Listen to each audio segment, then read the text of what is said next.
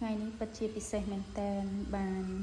ជួបបងប្រុសអាវក្រហមគាត់បាននាំដើរមើលដីនិងចង្អុលប្រាប់ពីដីចាបង្ហាញអំពីព្រំដីនិងលក្ខណៈពិសេសរបស់ដីចាពិតជាល្អមែនតើ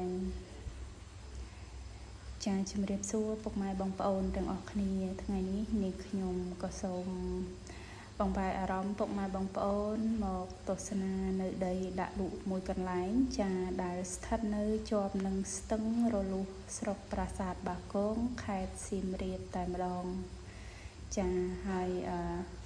នេះគឺជាដីដែលបងប្រុសគាត់កំពុងតែបង្ហាញហ្នឹងគឺដីដាក់លក់ចាដែលមានទំហំ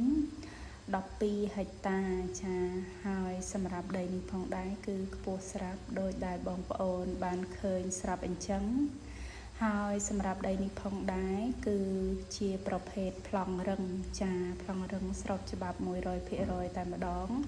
ហើយនឹងមានផ្លូវធ្លុះដល់ខ្វាត់ខ្វែងតែម្ដងចាជាប់នឹងផ្លូវរដ្ឋ30ម៉ែត្រផងដែរចាហើយសម្រាប់ដីនេះផងដែរគឺពិតជាល្អមែនតើពុកម៉ែបងប្អូនដោយសារតែមានស្ទឹង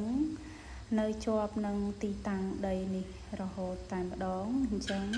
គឺល្អសម្រាប់ពុកម៉ែបងប្អូនទិញរួចអាចសាងសង់ជាផ្ទះលំហែឬក៏ធ្វើជារមណីយដ្ឋានផ្សេងចាដោយសារទីកន្លែងនេះ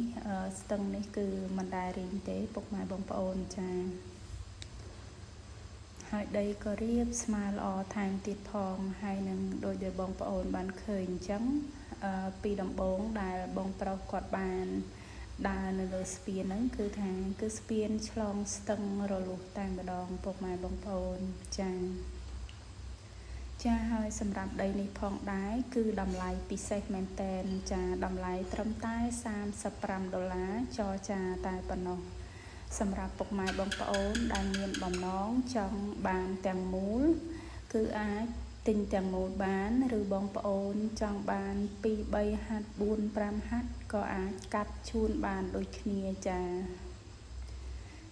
សម្រាប់ពុកម៉ែបងប្អូនដែលចាប់អារម្មណ៍ទីតាំងដីមួយនេះសូមទំនាក់ទំនងមក MAC Property សៀមរាបយើងខ្ញុំរីករាយស្វាគមន៍ក្នុងការផ្ដល់ព័ត៌មានបន្ថែមជូនចាសូមអរគុណ